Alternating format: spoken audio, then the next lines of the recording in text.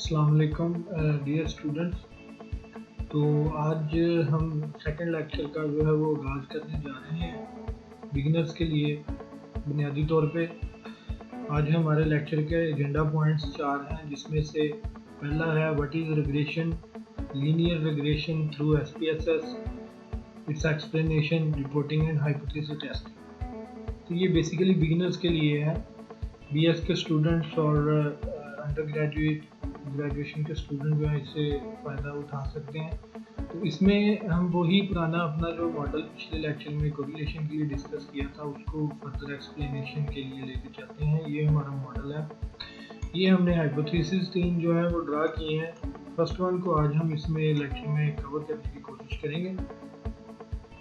Hypothesis 1 है high line workforce has significant impact on foreign performance. तो ये वो कोरिलेशन टेबल है जो हमने पिछले लेक्चर में जो सॉर्ट आउट किया था। नेक्स्ट हम सबसे पहले डिफाइन करते हैं व्हाट इज रिग्रेशन।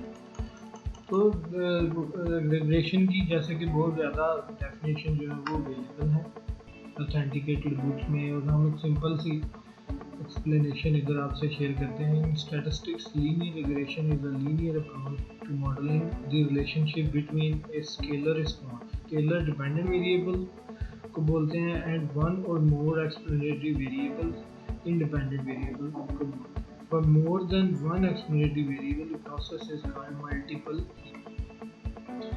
तो चलिए अब हम एनालाइज करते हैं SPSS में रिग्रेशन को।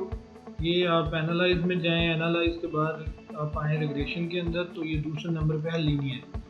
तो सबसे पहले आप अपने डिपेंडेंट वेरिएबल को सिलेक्ट करें और इसको डिपेंडेंट वेरिएबल जो है खाना उसके अंदर कन्वे करें, और फिर आपका है हाई लाइन वर्कफोर्स जो आपने इंडिपेंडेंट वेरिएबल लिया है और इसको आप इंडिपेंडेंट के अंदर लेके जाएं। तो स्टैटिस्टिक्स में हमें सिंपल मॉडल फिट वगैरह ये जो ऑलरेडी डिफ़ॉल्ट ऑप्शन है इन्हें रहने दें, इसको बस ओके करें, ये रन हो जाएगा और ये आपके पास आउटपुट आएगा।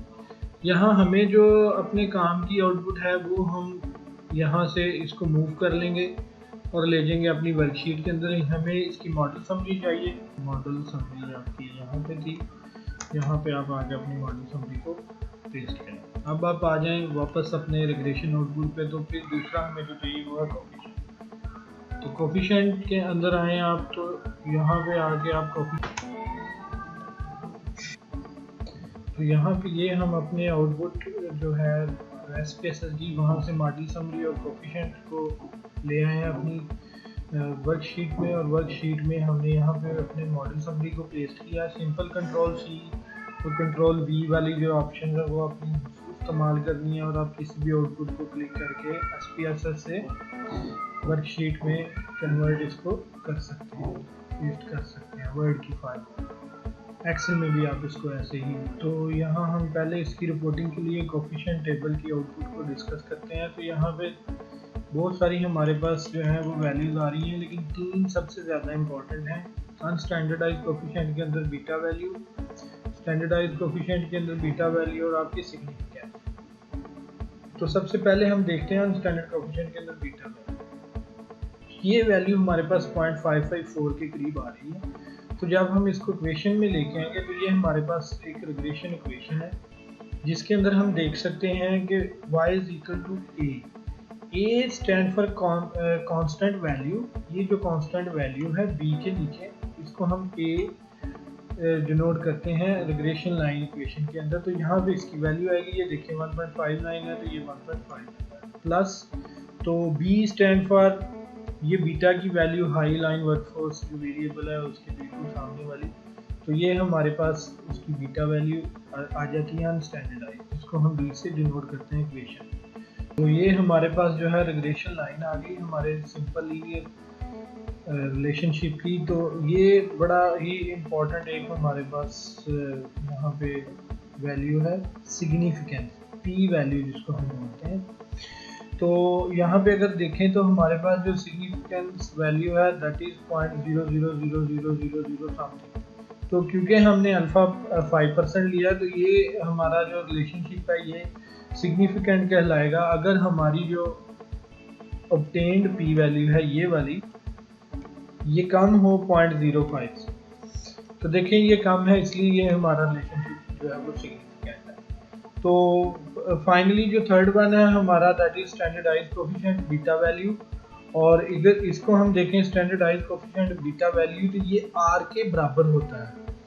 आर हम किसको बोलते हैं? आर हम अपनी कोरिलेशन को भी बोलते हैं। यानी कि ये हमारा जो कोएफिशिएंट बीटा है, ये हम पिछले लेक्चर में हमने इसी डाटे का क्योंकि कोरिलेशन एनालिसिस किया है, तो ये हम देखते हैं कि फर्म परफॉर्मेंस और हाई अलाइन वर्कफोर्स का जो बीटा जो हमारे पास कोरिलेशन है दैट इज 0.463 और वो बीटा वैल्यू क्या बिल्कुल वो सेम वैल्यू आती है।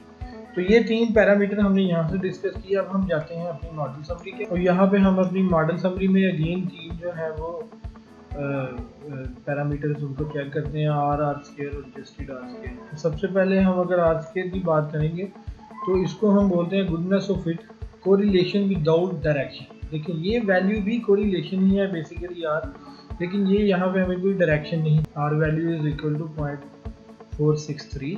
और अब हम सेकंड पैरामीटर की बात करते हैं that is R square. R square simply इसी आर का स्क्वायर होता है, इसका स्क्वायर रूट ले लें तो वो हमारे पास आर वैल्यू आ जाती है। अगर हम इसका यहाँ पे स्क्वायर रूट लें, एक कैलकुलेटर जो है वो हम यहाँ पे जो है वो इस्तेमाल करते हैं। यहाँ पे हम वैल्यू लेते हैं आर की 0.463 को स्क्वायर करते हैं तो दैट इज इक्वल टू 0.214। तो देखिए 0.214 को उन्होंने राउंड करके 5 कर, तो ये हमारे पास आर स्क्वायर की वैल्यू आ जाती है। तो बेसिकली आर स्क्वायर को हम कोएफिशिएंट ऑफ डिटरमिनेशन भी बोलते हैं, ये स्क्वायर ऑफ कोरिलेशन भी है क्योंकि ये सिंपल आर कोरिलेशन होती है, इसे स्क्वायर्ड मल्टीपल कोरिलेशन भी कहा जाता है। तो हमारा जो तीसरा पैरामीटर है वो adjusted are square. Adjusted are square हम सिर्फ आर स्क्वायर की वैल्यू को 1 से माइनस कर देते हैं। ये हम इसलिए लेते हैं कि हम ज़्यादा रियलिस्टिक हों, हमारे पास जो टोटल पॉपुलेशन है उसमें से हम एक और कम करके तो फिर हम जो है वो अपनी कैलकुलेशन को लेके आते हैं। तो अगर हम रिजल्ट की बात करें तो देखिए ये सारे जो पैरामीटर हैं ये हमें यही बताते हैं कि हमारा रिलेशनशिप सिग्निफिकेंट है, हमारा रिलेशनशिप पॉजिटिव है। और देखिए सबसे इम्पॉर्टेंट चीज़ जो आपका बीटा है दैट इज 0.463 और आपका जो आर वैल्यू है दैट इज 0.463 और ये इट्स मीन कि आपकी जो टोटल हमारे पास जो प्रॉब्लम है उसको 46.3% जो है वो आपकी इंडिपेंडेंट वेरिएबल उसको एक्सप्लेन कर रहा है, उस अनएक्सप्लेन्ड वेरिएशन को। तो हमारा ओवरऑल जो रिलेशनशिप है हाइपोथेसिस का वो एक्सेप्टेड है। तो अगर हम अगेन जाएं अपने एसपीएसएस की तरफ और इसी को ग्राफिकल जो है रिप्रेजेंटेशन में लेके आए तो हम लेगेसी में जाएंगे। यहाँ पे स्कैटर डॉट डायग्राम है, इसको सिंपल स्कैटर पे करके इसे डिफाइन करें और आप यहाँ पे अपने वेरिएबल जो हैं इन्हें दोबारा जो है वो पुट करें। फर्म परफॉर्मेंस को आप वाई एक्सिस और हाई लाइन वर्कफोर्स को एक्स एक्सिस पे लेके इसे ओके करें। तो ये यहाँ पे आपके लिए एक ग्राफ जो है वो ड्रा करेगा। इसको रिग्रेशन लाइन फिट करने के लिए इसे डबल क्लिक करें और एक और चार्ट एडिटर आपके पास ओपन हो जाएगा। यहाँ पे आपने जाके सिंपल ये ऊपर छोटे छोटे आपको मेन्यूज नज़र आ रहे हैं, यहाँ पे आपने यहाँ ना फिट लाइन, यहाँ पे फिट लाइन करनी है जस्ट हमने, और यहाँ पे वो लाइन फिट कर देगा। लाइन फिट ये हमने कह दिया जी, लाइन फिट करके इसे क्लोज करें, इसे भी यहाँ पे क्लोज करें और ये देखें ये आपका ग्राफ और ये आपकी एग्जैक्टली देखें वाई की जो लाइन फिट है, ये देखें ये पॉजिटिव रिलेशनशिप बता रही है कि ये लेफ्ट साइड से राइट साइड मूव कर रही है लाइन और ये डाउन से अप जा रही है, तो ये रिलेशनशिप पॉजिटिव है। तो ये आपकी वाई की जो लाइन है देखें यही सेम लाइन हमने इधर जो अपनी वर्कशीट में ड्रा की, ये वाली, ठीक है ना जी। ये देखें y is equal to 1.59 plus 0.55x, तो ये हमारी लाइन भी इधर से तो इसको हम इधर से कॉपी करके तो हम यहाँ पे इसको जो है वो पेस्ट भी कर सकते हैं अपनी जो है वर्कशीट के अंदर। तो यहाँ से हम साइज इसका एडजस्ट कर सकते हैं, सेंट्रलाइज कर दें ताकि आप अपने रिजल्ट को ग्राफिकल जो है वो यहाँ पे सपोर्ट भी दे सकें। तो जनाब ये आज का लेक्चर था कंप्लीट। उम्मीद है आपको काफ़ी ज़्यादा इससे फ़ायदा हुआ होगा। अगर आपका कोई फर्दर क्वेश्चन है तो आप पूछ सकते हैं। Thank you.